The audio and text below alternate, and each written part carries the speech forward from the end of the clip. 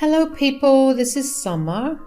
My story is about my sister-in-law, Renee, who tried to berate me and upstage me at every turn in my life.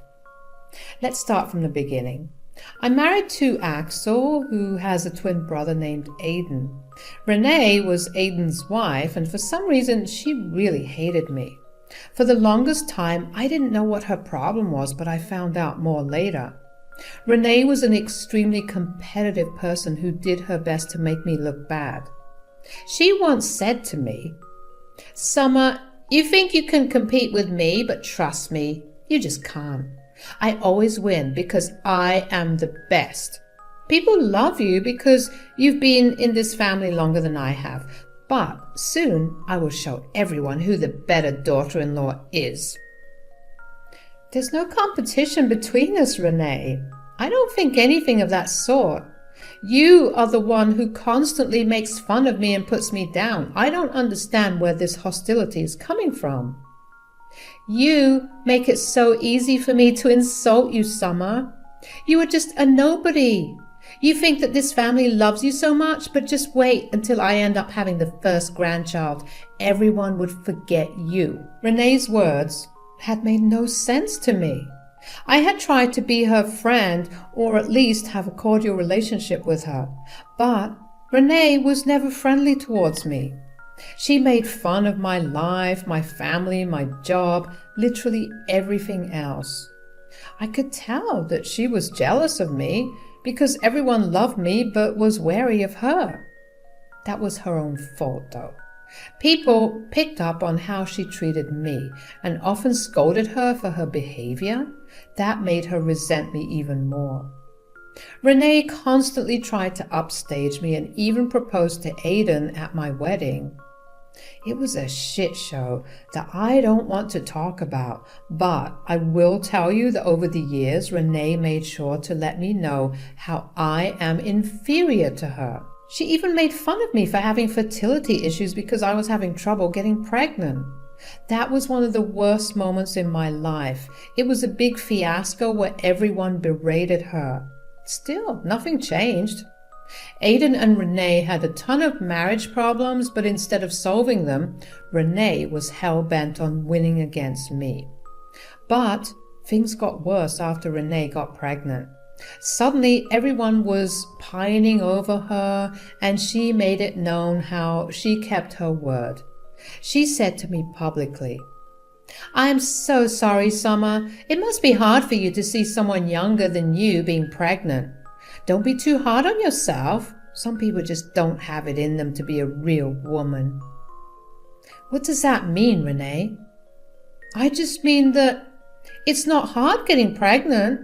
Aiden has fertility issues too, but I got knocked up so fast. I guess it's just one of your failures in life. My fertility issues were already a sensitive topic for me. Still, I was happy for Renee, but when she said those words, I couldn't help but cry out in grief. I had been blaming myself for not being able to get pregnant and even seeing a psychologist for it. Renee's words pushed me back 100 steps from my mental progress. She didn't get off scot-free, though.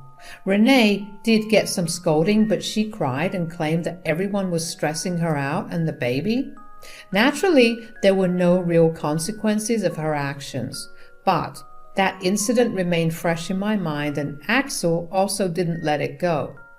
One day, he said, "Summer, please don't take Renee's words to heart. You're already being too hard on yourself about your fertility issues. What Renee said was purely out of spite." "I know, Axel, but it still hurts. Your own brother is having a child while I can't give you any right now." "It's okay, Summer. We'll have a child when it's the right time. Don't stress yourself out with that. Besides, everyone knows that Renee essentially baby-trapped Aiden. She's probably trying to make herself look better to hide that guilt." "Why do you think she baby-trapped Aiden?" "Well, their relationship wasn't going well because she was found in an emotional affair with her ex. They even got separated for a short time without telling everyone. They got back together because of the baby." I didn't know anything about this. Back then, I found Axel's theory plausible. Renee did tend to put me down just to make her look better. It was like the ultimate goal of her life. But something else bothered me from this information. I had a nagging doubt that there was some secret about the pregnancy. But without proof, I wasn't going to make assumptions.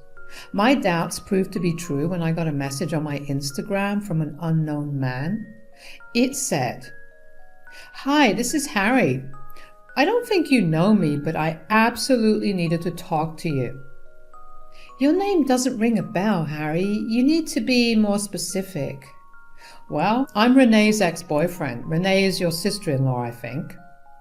Now, I knew something fishy was going on. I had no idea why Renee's presumed ex was contacting me. What's more strange is that Axel did open up to me about Aiden and Renee having marriage problems because of an ex. I was instantly curious and wanted to know what was going on.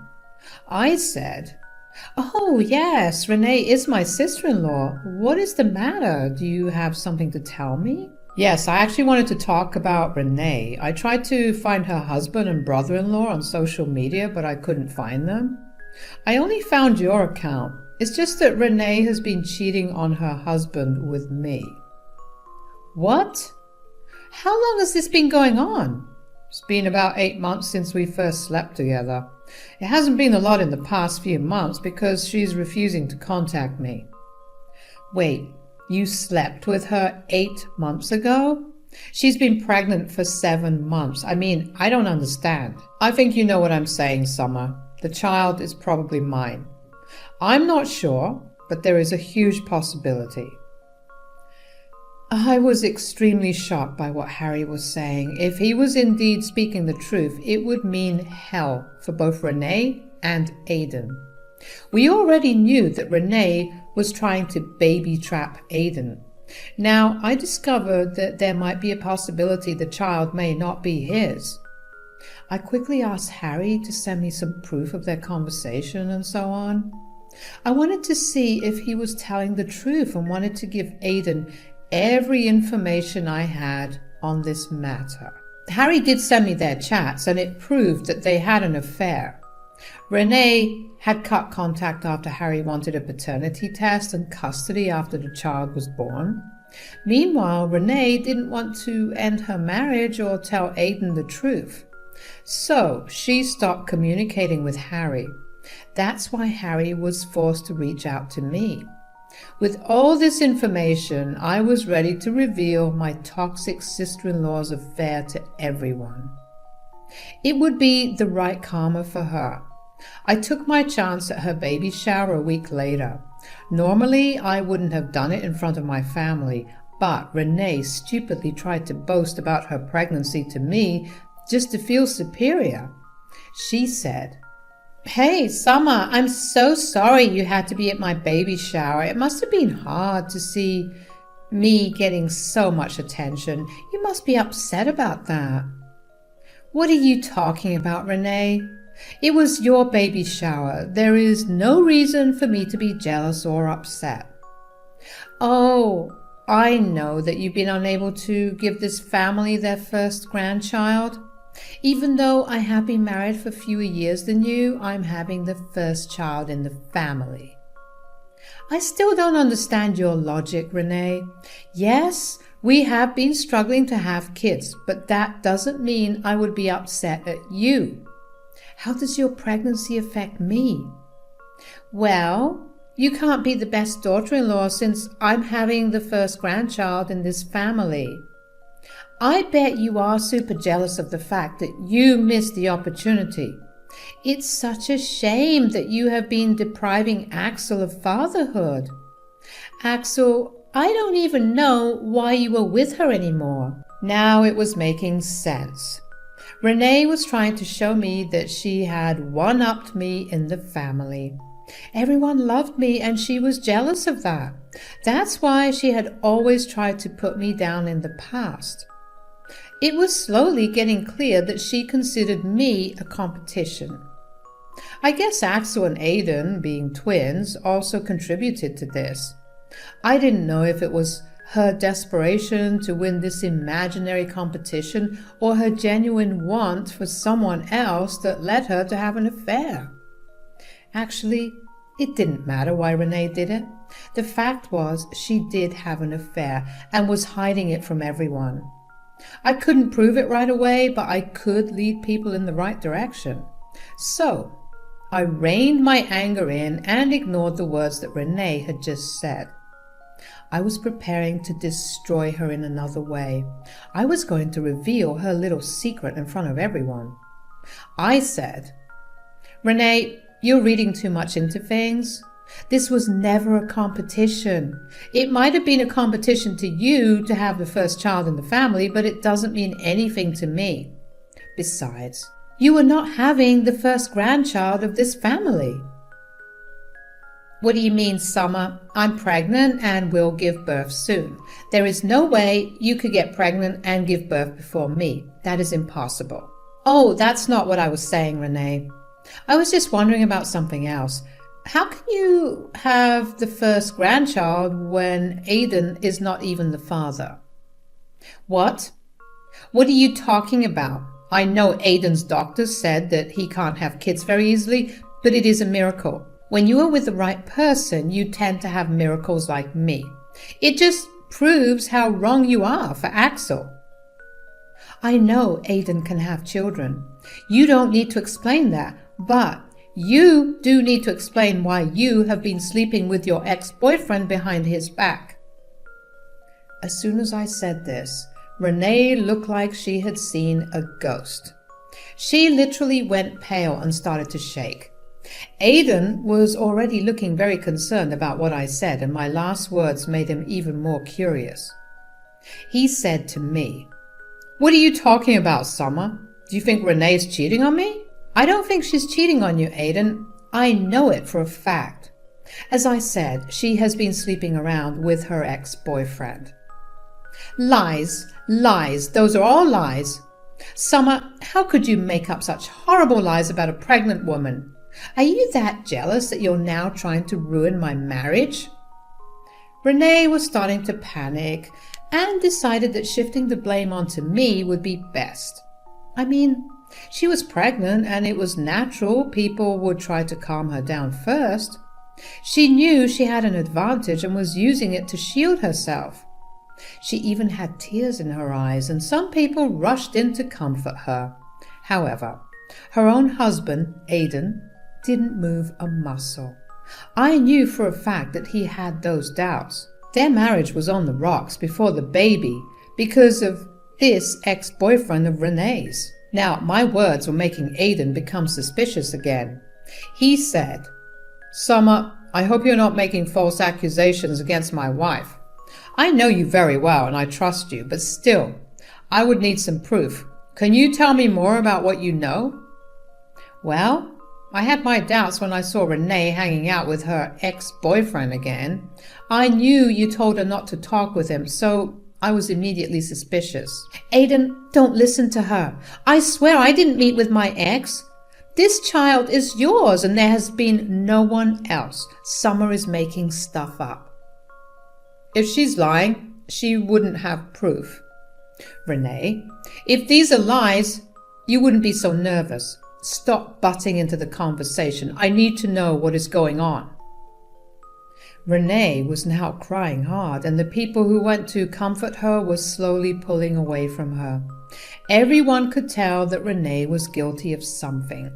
Her reaction just wasn't making sense, even for a pregnant woman. It also didn't help that a few of her friends had their own doubts. In fact, one of her friends, Jana, actually decided to reveal what she knew about Renee's affair. Renee was now desperate and willing to do anything to make me stop from telling Aiden the truth. She tearfully looked at me and said, "Summer, please don't do this. Don't lie and ruin my marriage. Me and my poor child will suffer for nothing. You're already stressing me out with your accusations. It might hurt my child." "Renee, don't think that you can emotionally blackmail me with your sob stories. You will be fine. Aiden needs to know that there is a possibility the child may not be his. Aiden, I have proof that she has been hiding things from you. I saw her at a bar with her ex about 7 months ago. I'm so sorry that I couldn't take a picture. Shit, that was the time when we were separated. She said that she didn't do anything or go anywhere. This is insane. There's more, Aiden. I do not have proof that she slept with her ex, but I think her friends may have something to say about it. Plus, Jana confirmed that Renee has been meeting with her ex outside her office almost every day. Renee's eyes went wide when I said that. She didn't expect Jana to sell her out.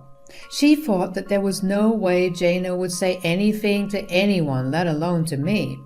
But she was wrong. Jana had a strong sense of morality, and she was Aiden's friend first and her co-worker later. Aiden knew Jana as well because he went to the same school together. I guess Renee wasn't aware of that. Aiden said, Jana, is this true? Renee's been meeting her ex at her office? I'm so sorry, Aiden. Yes, it is true. She has been seeing her ex during her break. They even went out to eat. This has been happening for a while. I didn't know that she wasn't supposed to meet with her ex until I talked to Summer. So you lied to me, Renee.